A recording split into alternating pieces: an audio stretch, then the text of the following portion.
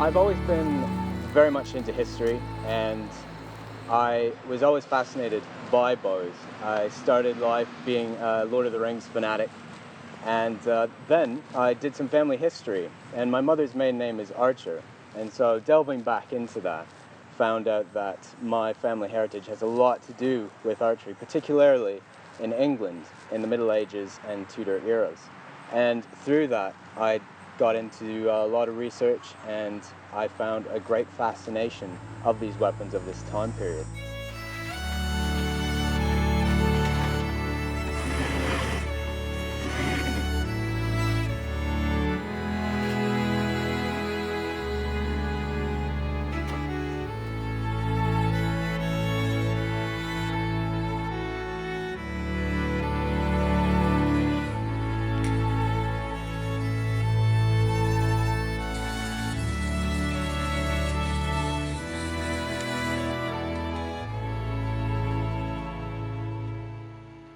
I grew up in Canada, Ontario, Canada, and since then I've had the pleasure of going to many different countries, England, New Zealand, Australia, all through Europe, to try and learn and see how these weapons were made and used.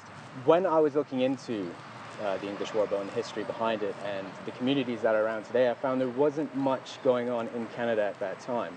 A big community in England where it had started, and in Oceania and Europe. And there was myself and a few other gentlemen who were very much into the warbow, and so we wanted to bring what was going on internationally to Canada. And so we started the Canadian Warbow Society, and since then we've been trying to get Canadians into it, trying to just spread it out so people know that this exists, and if they want to pursue it, have some help, have a database there that we didn't have when we started. My name's Jake Fenwick. I make and shoot English warbows for a living.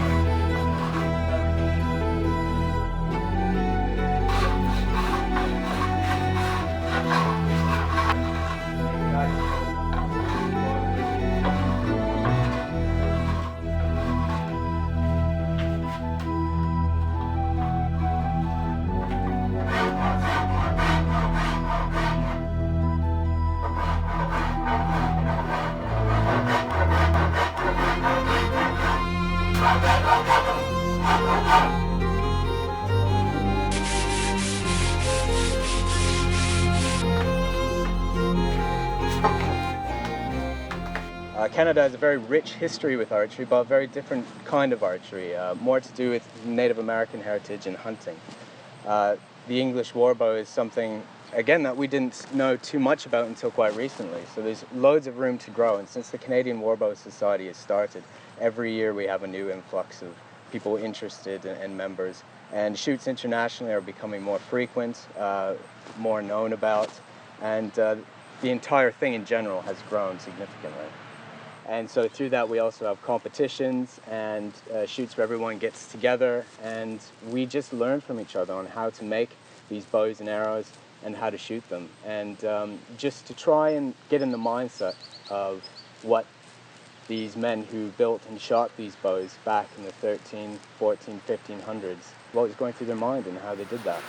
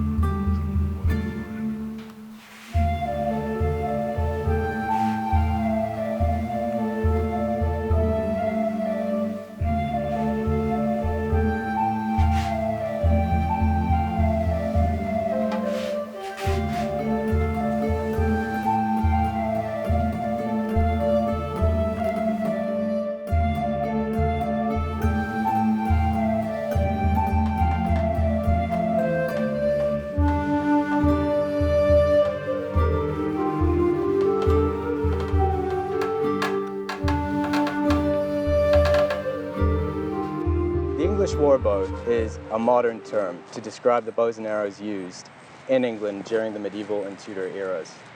This bow was made famous during the wars between England and France. And I think where a lot of the romance with the weapon comes from is, unlike most of the well-equipped trained soldiers of the day, the bow was shot by the working class, the peasants, not by someone who was born into title. They were not rich men at all, but for the first time, peasants were a dangerous and formidable group of soldiery against the richer classes.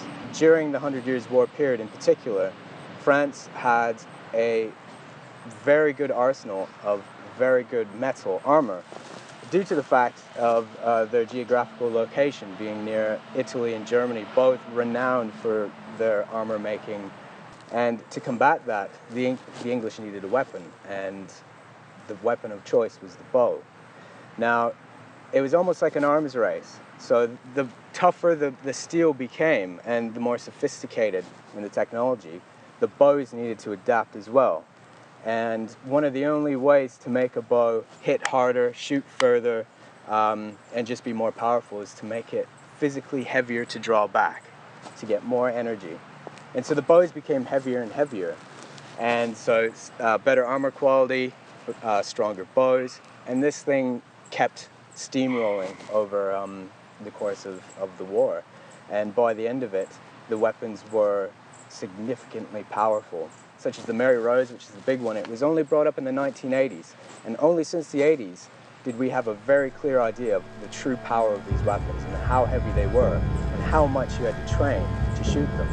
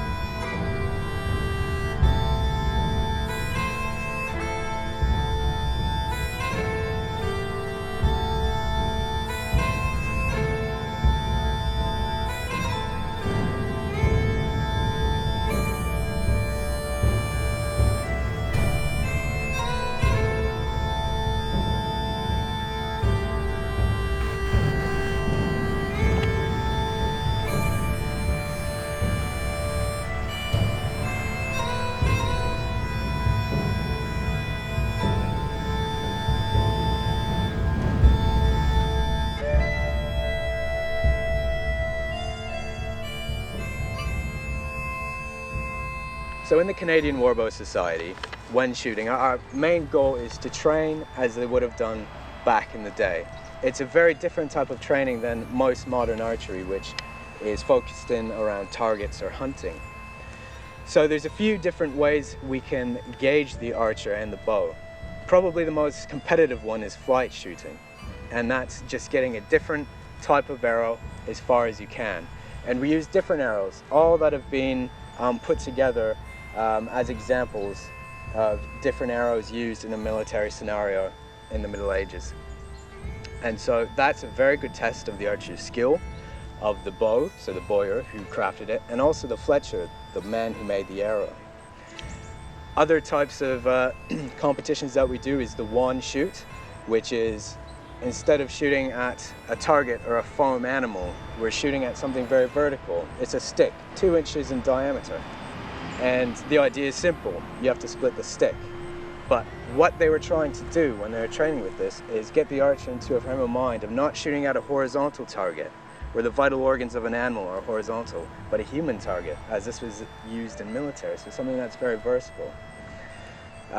They also used to shoot at the garland, which is much more like a modern target archery. So you have an earthen butt or an earthen target and a garland, and it's simply who can be most accurate in the garland. And the final one, which is more for our fun than anything, is armor penetration.